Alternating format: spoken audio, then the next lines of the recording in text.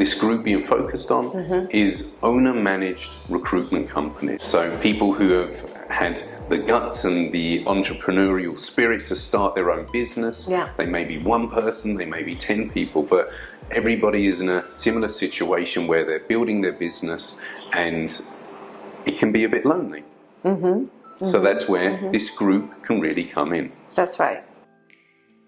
Yeah, I think when you start off, it is lonely. I think there's a lot of things that maybe you underestimate, of knowledge gaps. I think knowing recruitment, working in recruitment, even in a leadership role, still doesn't prepare you and give you all the answers that you have when you start your own business as a startup recruitment company.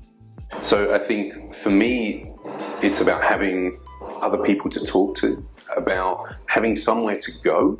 Typically, when someone sets up their own company, they often maybe take terms and conditions from their previous company or something, and that's the basis.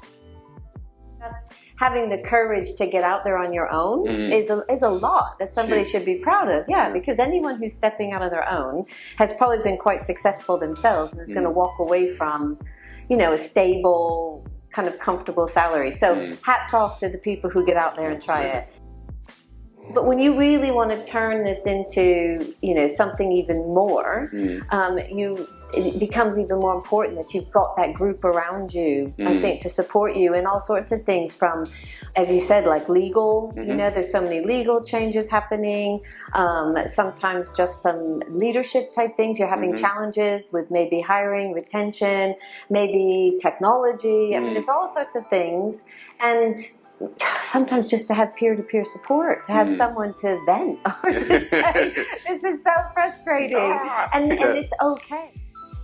So what do you think, as we're putting together kind of this group and the program and the content, what do you think the apprehensions are that people might have? Like, why would someone, an owner-manager, decide not to participate or have concerns?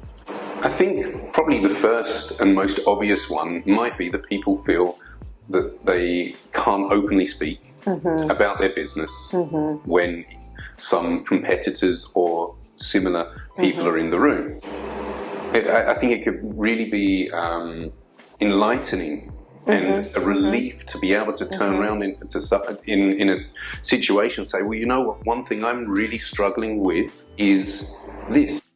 You know, I'm really struggling with working out how can I offer my employees career development and growth when we're only 4 people? Right. You know? Right. And then someone who's already past that can give advice. Absolutely. They can say, well, this is what I did, or this is how I messed up.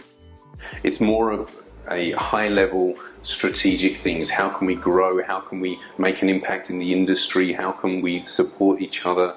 There could be cross-selling opportunities, for example. I think there's a lot to be gained just with the 2 of us. Obviously, you've had a fantastic career of building from a startup to 55 people across 4 different locations. There's so many learnings, so many mistakes, I'm sure, that you made along the way, that other people can be faster to grow and develop by not repeating those mistakes. Well, exactly. And that's what I'm doing in the coaching business, right? Is how I can accelerate a business 3-5 years for sure.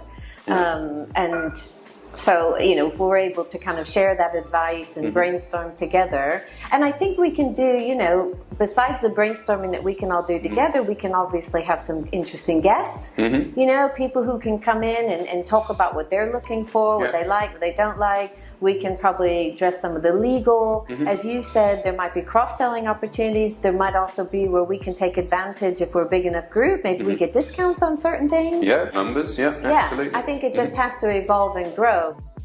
I got into consulting, and the reason I was passionate about the services business, which is what we are, is because it's an underserved business. If you're a tech startup, you can just go and there's all these accelerator programs and you've got coaches and mentors and so on. Try doing that in recruitment. When I started, mentors? No. Yeah. Accelerator programs? Forget it. Bank loans? Forget it. So we're also, I hope, offering a service of giving some mentorship, some support, some ideas to a very, very underserved group of people. Yeah, absolutely.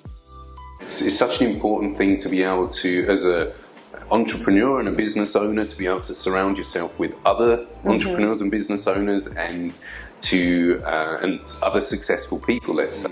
You know, what I've seen in the recruitment industry here in Switzerland, and I'm not sure how it is elsewhere, but people are very closed off, and people feel like almost like they're playing poker. They don't want to show their cards. Yeah. You know? No one wants to say, I'm actually having a really tough quarter right now, a really tough time, and I could... Egos. Yeah, I could use the opportunity to vent or to bounce ideas off other people or to understand, hey, how do you do that?